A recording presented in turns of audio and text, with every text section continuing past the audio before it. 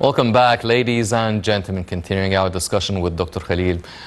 Doctor, you've mentioned the importance of the youth being heard, having a voice that is being heard. Now, Egypt, since 2016, actually established and launched the National Youth Conferences that were held in different governorates every few months, and then that was translated into the World Youth Forum that was held in Sharm el-Sheikh. The first edition of it was in 2017, and it is trying to make the voice of the Egyptian youth heard across the country, and also mixing it up with Arab and international youth from all over the world, having at the end of these conferences and forums their recommendations being put on the governmental and political level, submitted to the parliament. Even at one edition of the World Youth Forum, the recommendations of the model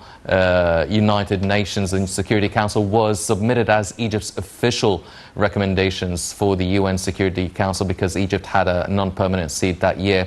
So how were these efforts trying to convey the voice of the youth within the country? All these steps and all the measures taken by the government are highly appreciated. But as you simply mentioned, we're talking about the political steps, politics. And I just want to tell you that not all youth are interested in politics. Let's be honest about that. When we talk about youth voices, we're talking about their own feelings, expressions, especially that if you study history, you'll find that all the youth movements have changed history.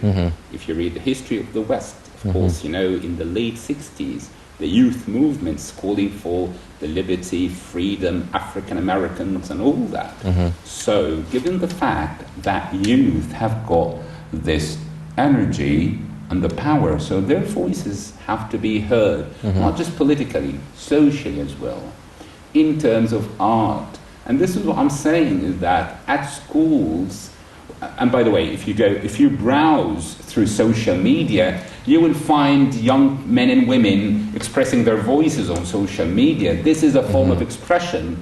Why not to have something like that officially by the government? It's very important, and under the supervision of the government as well. The government has to listen more to young people. And by the way, of course, you've heard quite well about bringing all political parties together. This is really good, kind of in terms of democracy, for youth as well. But once again, I'm talking about another dimension, which is expressing their worries and concerns. And of course, being a teacher, a university teacher, I'm very close to young people, and their major concern is finding a job, a decent job, with a steady income at home in the country.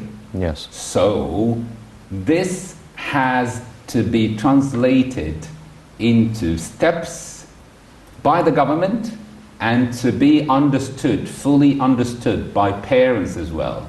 Parents have to understand, and they must, I think there should be kind of awareness campaigns. Also, this is part of the empowering youth. If we're empowering youth, you define youth. Youth are children and they are the future generations.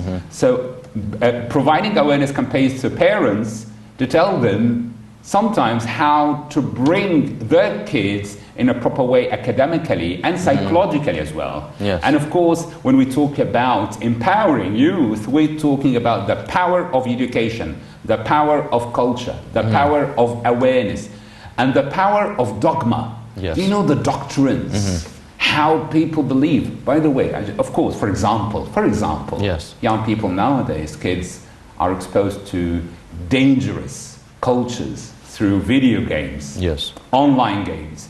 Of course, you've heard so many cases of suicidal young people because of some kind of violent tendencies that were triggered by video games and online games, and maybe extremist groups. So if we're talking about youth, we have to provide more awareness campaigns, provide them with the power of education, power of awareness. Youth could be parents. Parents are young parents. Yes. Young parents have to be well educated, have to raise their kids.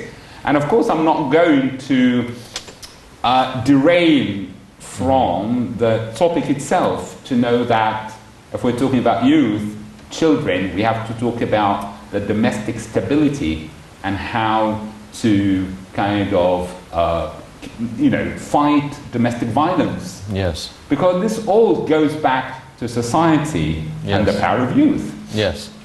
Well, ladies and gentlemen, also the European Bank for Reconstruction and Development has been offering about $20 million to support the Egyptian youth entrepreneurs and their startups, really working, as Dr. Khalil has mentioned, working on securing their careers, having their jobs as well on the line, having their own jobs secured and helped.